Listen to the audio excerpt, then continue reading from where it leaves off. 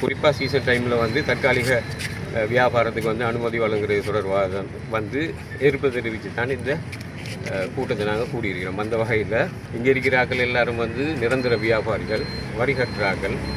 மாநகர சபைக்கு வந்து வரி கட்டுறதுலேருந்து டெக்ஸ், இடிஎஃப் எல்லா விதமான வரிகளையும் கட்டித்தான் தொழிலை செய்கிறோம்.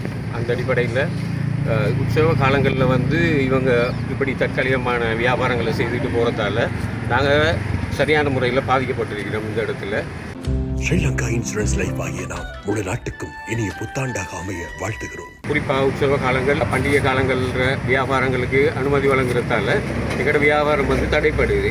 நாங்கள் வந்து இங்கே வாடகைக்கு இருக்கிறோம், வாடகை கட்டுறோம். அதே நேரத்தில் எங்கள்கிட்ட 5-6 தொழிலாளர்கள் வேலை செய்கிறாங்க. அவங்களுக்கான சம்பளத்தையும் நாங்கள் வழங்குகிறோம். எங்களுக்கு சரியான கஷ்டம். நாங்கள் கொழும்புலேருந்து சாமானை எடுக்கிறோம், சாமானை கடனுக்கு எடுத்து இங்கே வியாபாரம் செய்துட்டு கொடுக்குற அளவில் தான் நிறைய வியாபாரிகள் சொல்லி செஞ்சுக்கிட்டு இருக்கிறோம். அதே நேரத்தில் சூறாவளி இப்படி பிரச்சனைகள் வர நேரத்தில் இன்னும் நாங்கள் பாதிக்கப்படுறோம்.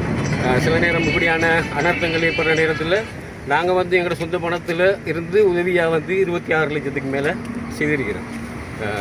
அப்போ எங்களுக்கு ஒரு நீதி வேணுமென்றதால் நாங்கள் வந்து இവിടുത്തെ கூடியிருக்கிறோம். இது தொடர்பாக வந்து நாங்கள் சிவமனை சந்தித்து கதைக்கிறதுக்காக தான் அமைதியான முறையில் இங்கே கூடியிருக்கிறோம்.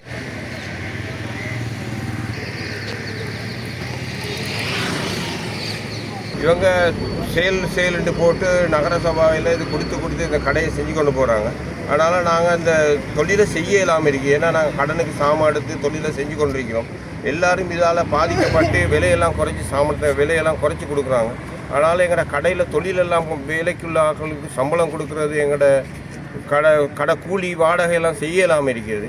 அதனால் இதுக்கு ஒரு தற்காலிகமான எங்களுக்கு ஒரு தீர்வொண்டு உடனடியாக தருமாறு கேட்குறதுக்கு தான் நாங்கள் இங்கே நகரசபா கூட்டம் ஒன்று செஞ்சுருக்கிறோம். ஆகவே இதற்கு நாங்கள் இபிஎஃப் கட்டுறோம், வருமான வரி கட்டுறோம். இதுக்கு நாங்கள் நகரசபாவுக்கு நாங்கள் காசு கட்டுறோம்.